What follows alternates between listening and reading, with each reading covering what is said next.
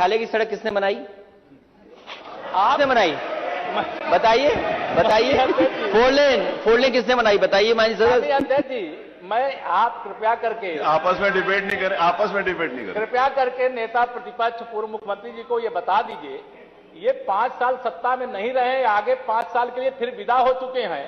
2027 में चुनाव आएगा, मैं तो यह मानता हूं कि फिर कमल खिलेगा, फिर आपका अभी कोई भविष्य इस समय नहीं है, लेकिन सड़क किसने बनाई है, एक्सप्रेस किसने बनाया है, मेट्रो किसने बनाई है?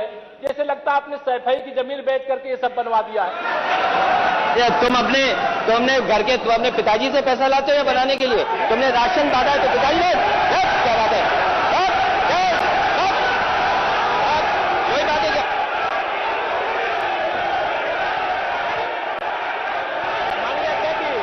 इस सदन में और सरकार के उप मुख्यमंत्री अपनी बात को रख रहे हैं, बीच में रनिंग कमेंट्री का मतलब क्या है? और दूसरा, एक सम्मानित नेता के खिलाफ असभ्य शब्दों का प्रयोग हो, तो शब्द का प्रयोग हो, तो ठीक नहीं है। और मैं बड़ी विनम्रता से कहूंगा नेता प्रतिपक्ष को कि आपको इतना उत्तेजित नहीं होना चाहिए। हम बाद में इस बात को करेक्शन करा सकते हैं, लेकिन तो मैंने शब्द का प्रयोग नहीं किया जाना चाहिए और किसी भी असभ्य भाषा का प्रयोग नहीं होना चाहिए।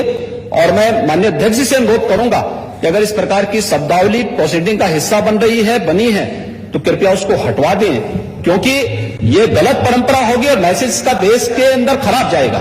हमें हमेशा इस बात को ध्यान में रखना होगा, सदन की मर्यादा का ध्यान हर हाल में बनाए रखना होगा।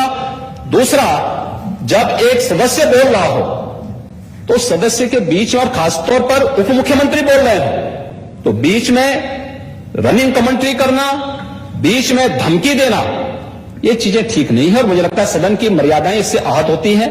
कोई भी इसको नहीं स्वीकार करेगा और मैं विनम्रता से कहूंगा माननीय नेता प्रतिपक्ष को, उनका सम्मान है, वे सबसे बड़े विपक्षी दल के नेता हैं और मुझे लगता है कि इस मर्यादा की अपेक्षा केवल सत्ता पक्ष से ही न करें, विपक्ष भी उस मर्यादा का पालन करेगा तो दोनों का सम्मान बना रहेगा और ये सम्मान दोनों का बना रहे। देखिए, सहमति और सहमति लोकतंत्र की ताकत है। या आवश्यक नहीं, हम ये नहीं कहते हमारी बात से सहमत हूं, या मैं ये भी नहीं कह सकता कि मैं आपकी बात से सहमत हूं। जब मेरी बारी आएगी, मैंने तो पूरे 1 घंटे तक आपकी बात को सुना, मेरी बारी जब मेरे दल की ओर से मेरी बारी लगाई जाएगी, मैं उस दिन अपनी बात को यहां पे रखूंगा। मैंने आपके पूरे भाषण को इसलिए सुना ही नहीं, प्रोसीडिंग मंगाऊंगा, फिर देखूंगा, उसका पूरा जवाब भी दूंगा यहां सदन पे। और मैं उम्मीद करूंगा कि सभी विपक्षी नेतागण उस दिन यहां पर हमारी बात को भी सुनेंगे।